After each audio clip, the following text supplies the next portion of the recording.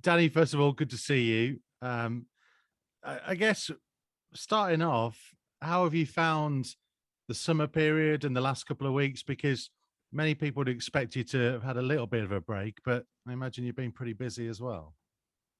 Yeah, but that's okay. I mean, we had quite the break after the 1920 season ended, so it was nice for the first 4 or 5 months. But obviously, get a little bit stir crazy after that. We obviously had the mini series, and that was a hectic 10 weeks. And then after that, kind of died down a little bit until we kind of knew we were planning to go ahead. And then once that kicked in, then yeah, it was full steam ahead. And certainly in July when Boris lifted all restrictions, and it's been a scramble, obviously, with the visas and all that stuff, signing your last few players and stuff. It's been quite the scramble, but I'm sure every team's going through it.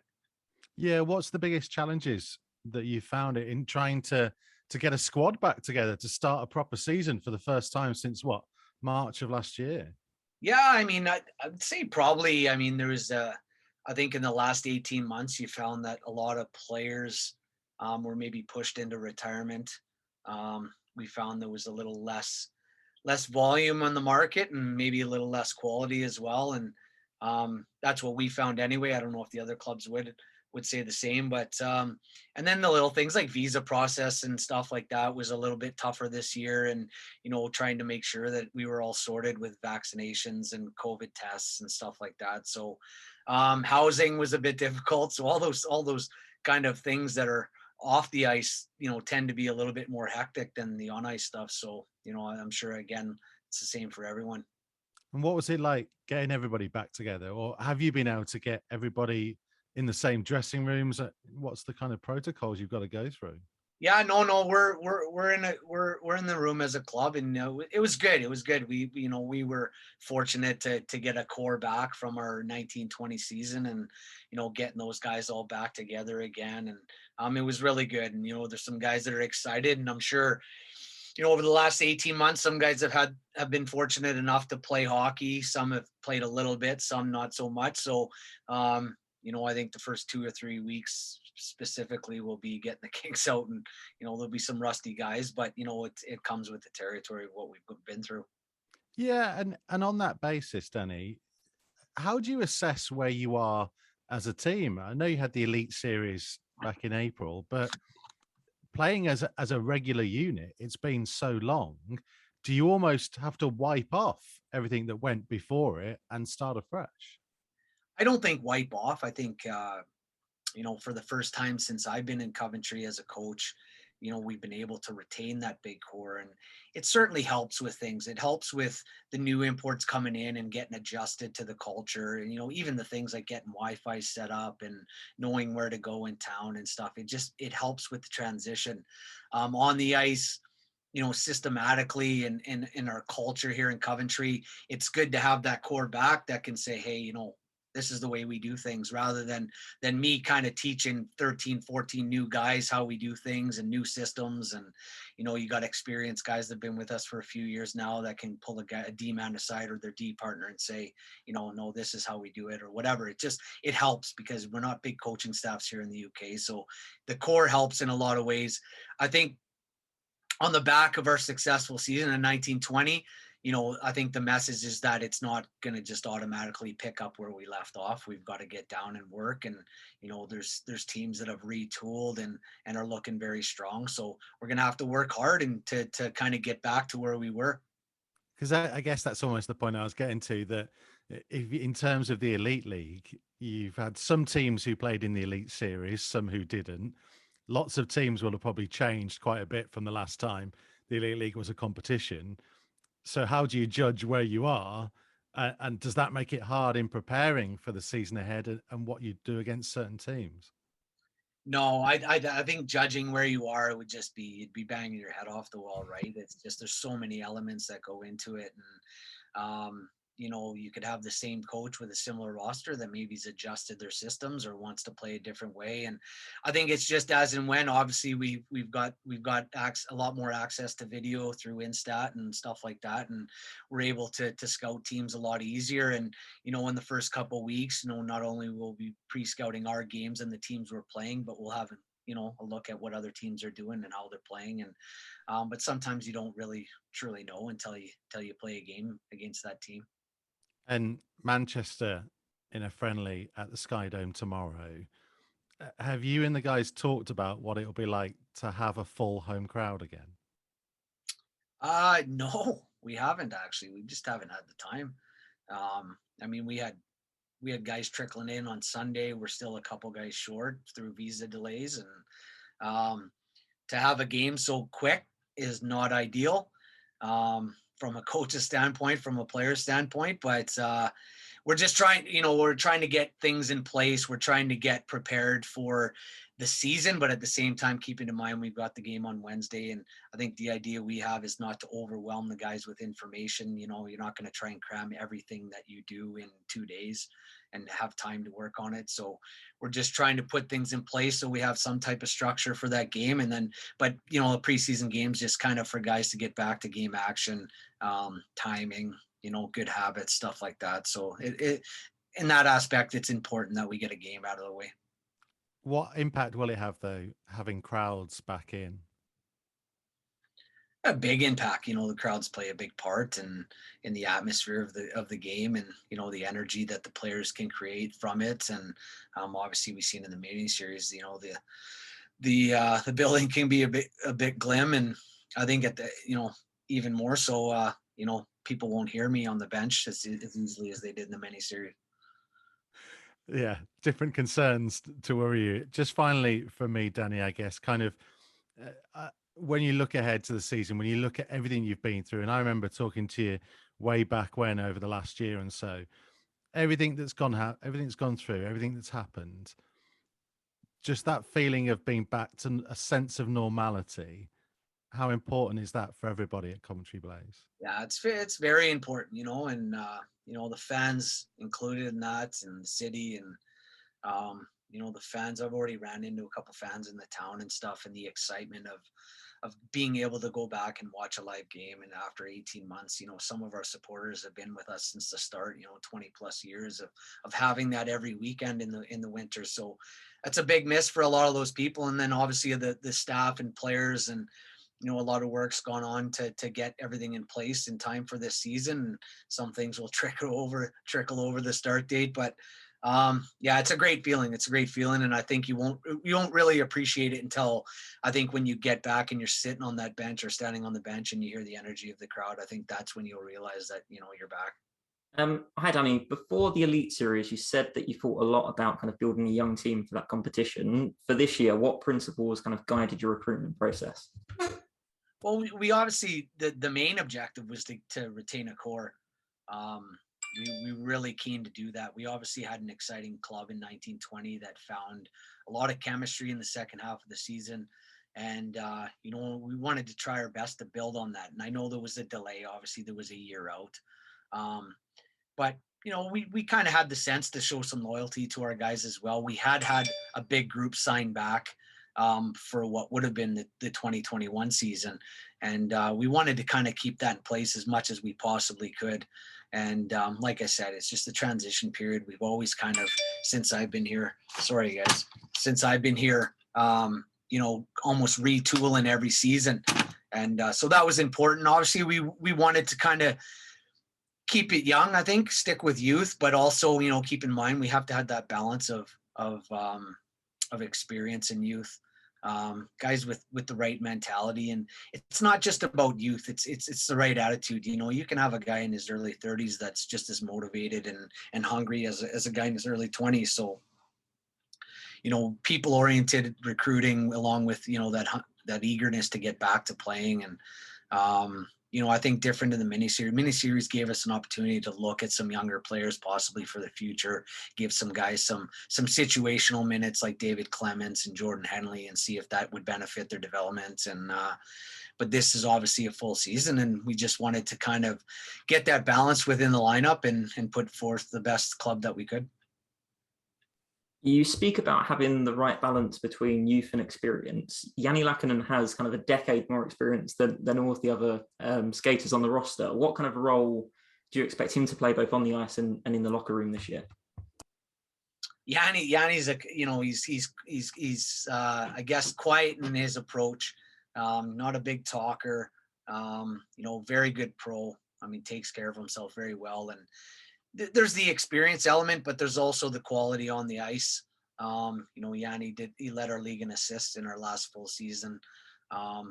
Big contributor on that line, on the power play. Our power play was probably the best it's been since I've been here, and he was a big part of that. So we looked at things in the off season after the mini series, and anytime a guy gets to the age, in his late 30s, you have to see if it's still a viable option. But in my 15 years in this league, I haven't seen many better passers than Yanni, and I think the fact that he takes such good care of himself as well was another element to why we brought him back. And he was a big piece of our success in that season, and we expect the same.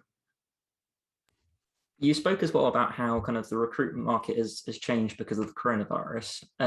Dane Gibson's one of the new arrivals. He arrives having previously played in the NCAA for the University of Maine and U Sports for the University of Calgary. What kind of expectations do you have for him coming into his first season in the Elite League? No, Dane's, he's a big guy that can move very well. He's got a good skill set for a defender, and there isn't a lot of experience there at the pro level, or none at all. Sorry, but we like what we've seen from him. But there's always an element of how they transition, how they adjust to the style of play over here to being in the pro game. So, I think for a club like us, and I don't like to talk about, budgets and, high spending teams, low spending teams, but, where we are as a club, we try to, and I think we have to find, a couple of those players that we find on value that end up being worth, more than what they are. So, we've had success in the last few years. We had a couple guys straight out of NCAA and in Eichstätt and pole camp in the last season, and, they didn't miss a beat. They looked like they were, 4 or 5 year pros by the end of the year. And that's what we got to do. We can't just go and sign 14 guys with great resumes, and we just don't have the finances to do that. So these are kind of guys we're trying to find at the right time. And, we've had some success with it in the past, and hopefully that's the same this year. And, we don't have to make any adjustments. There are kind of shorter benches on game days in the Elite League this year. How does that impact kind of the style of your coaching throughout the season? I don't think it'll impact us as a club, because the last several years, we haven't had 4 full lines and, 70. And, the roster we generally put out there is right around 19 anyway. Where I think it'll hurt you is maybe if you have that ability to bring somebody up and on a two-way and have them as an extra body, and, that helps in the long run, but, it won't impact us too much. And on a similar note, obviously Austin Mitchell-King and Sam Russell were back on two-way deals this year. Kind of, what will their involvement in the team look like on a practical level? How often will they be around the team?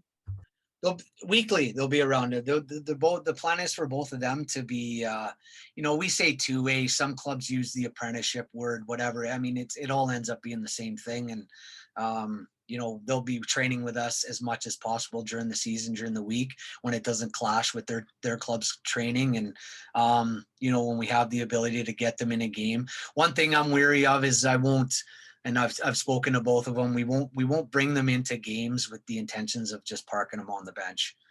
When we do bring them in, it'll be with the intention to use them, because that would possibly pull them away from their club. And sometimes it doesn't always work out. Maybe they get a few shifts, and then you find yourself in a 1-goal game and protecting a lead or trying to come back, and maybe you don't get them out as much as you would have intended. But the intention will always be, if we call them up, then we'll get them out there. So we could see them feature in some games this season. One of the other significant changes for this year is the introduction of the trapezoid zone. Do you expect to see kind of a different style across the league this year? Does that kind of change your preparations? No, not really. If I'm being honest, it's we've got a goalie in CJ Mott that plays the puck very, very well. If anything, maybe it limits him a little bit in one of his strengths. Obviously he's limited. He can't, he was very active at coming out and playing the puck. And, but other than that, I don't see too much difference. Sure. And final question from me. This summer, there was several kind of Coventry players in the Team GB roster. How important is it for the club that kind of those guys continue to kind of push on into this year and into the future? I mean, it's massively important. You know, we've kind of built that core of Brits over the last 3 or 4 years, and you know, they're all good people, hardworking guys that have kind of, the success has been down to them. They've been given opportunities that they've made the most of, and you know, for a club like us to have 4 guys on the national team is a big deal. And I think, you know, we were, you know, I guess again known as a smaller club, but been able to, I think, create one of the better British cores in the league. So, you know, the goal will be for those guys to continue to improve and develop, and hopefully we can do our best to retain them for not just this season, but for years to come. A couple of quick ones for me. It's already kind of been mentioned by Mikey. How much of an issue do you expect shaking off the rust to be for teams up and down the league in the course of the early season? You get interesting kind of combos. You know, 2 of your notable returnees in Evan Bloodoff and David Brawl. They've had very different pandemics. Bloodoff didn't play. Brawl found ice in the ECHL. Do you think there'll be a noticeable gulf between players who got time last season, and do you think it will affect the teams in the first couple of months? I think initially, first couple of months, I'd like to think not, but you know, certainly the first couple of weeks, yeah, absolutely. I think you know, some clubs maybe haven't had as much prep time. I can't speak for all clubs, but I know there's been some clubs that have been together for a couple of weeks now, and maybe will be a little less rusty. But and like you said, it's down to the individual as well. Some guys didn't have the luxury of playing. You know, some guys maybe that didn't play were able to, wherever they lived or where they were, you know, staying, they were able to get on the ice a lot more than maybe some guys that had played, but maybe couldn't get on the ice. So there's a lot of factors that go into it, but I think all in all, there'll definitely be some rust in the first couple of weeks for most clubs. One of the more interesting rosters, I think a lot of people have kind of sat up and took notice of the Blazers recruitment this year. Your more recent signing announcements have been dominated by a fairly robust decor. Most recently, you announced Joey, is it Rats, who's would be a two-way player. Are you expecting much from the Blaze this season in terms of contribution offensively from the blue line? Yes, absolutely. That's how we're built, and through a secondary way as well, right? They, you know, maybe not through goals and assists, but I think with the mobility we have back there and the puck moving ability, they'll allow our forwards to get pucks in better areas through the neutral zone and get in the offensive zone and have some success offensively. So yeah, no, I definitely think they'll be a big part of our offense, whether that's, you know, through primary reasons or secondary. And just picking up on the signings that Luke mentioned of Austin Mitchell-King and Sam Russell, what are your thoughts on two-way contracts for young Brits in the current climate? Obviously, there are roster limitations now. There's an increasing kind of tide of young imports coming here straight out of college, be that U Sports or the NCAA. Do you see those two-ways or apprenticeships or whatever you want to call it as a bit of a secret weapon in terms of developing the next generation of Brits for the Elite League? I think it's important for every club to have it. I think it's not just game time, but, you know, I think the culture, you know, especially when you get the guys young, you know, just the, you know, learning how to be a pro. I mean, just the day-to-day habits that guys have, you know, whether it's stretching, you know, I think a lot of these guys come here for the first time and they put their gear down and they sit in their stall and don't really know what to do. And then they go out for practice and then get showered and changed and they go home, you know, whereas maybe you got some good pros and older guys that, you know, taking care of the bodies, warming up before, and, you know, obviously getting the right nutrition and shakes right after a skate, and then, you know, doing a cool down. And so all those habits of being a professional, I think it's vital for them to be, you know, around that culture and learn from those type of guys. So I think it's massive. And just finally for me, Coach, this as Mikey has mentioned, really a preseason like no other. How do you set out and establish your goals for the season ahead? Do you have anything? Do you have a picture in your head of where you realistically want to be once the season's over, or is it about kind of getting everybody together and just having competitive hockey up and running again? I think every coach is different.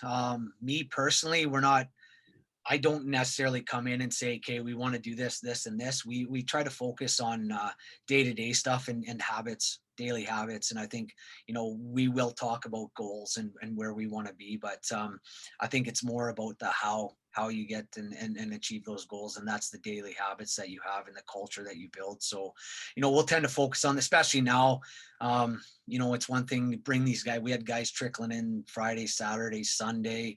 We're still waiting on a couple guys. So like to come in and say, just overwhelm them with information is tough to do. Just one more thing I wanted to pick up on, that CJ Mott. Like objectively, from a neutral's perspective, he was outstanding for you down the stretch at the end of that 1920 season. Where did he rank in your priorities to bring back this season, or was it always a fairly certain deal that he'd be back in Coventry this year? It wasn't a certainty. He was pretty high up on the priority list. We had him signed for the what would have been the 2021 season, and obviously when that got shut down, he was fortunate enough to get some playing time, and obviously spent some considerable time in the American League. Initially as a backup, got in some games, and I think into a third goalie role, and then obviously finished the season with the Allen Americans in the playoffs. But you know what, we pushed for that one, and we made it a top priority to get him back. And just to take a slightly different tack on the signing announcements, Coventry are a team that knock it out of the park every single signing announcement on social media and how they announce the signings. From a coaching perspective, how exciting is it for you to watch those signing announcements and how the fans react to them? Yeah, it's good. Craig Summerton does a phenomenal job with it. Best in the league, I believe, and he'll send them to me before they go out, and I get a good chuckle out of them. And I let him get on with this. He's very good at it. Maybe once every couple of years I'll say, maybe cut back on that. And but other than that, I let him roll with it. And he's very good at what he does.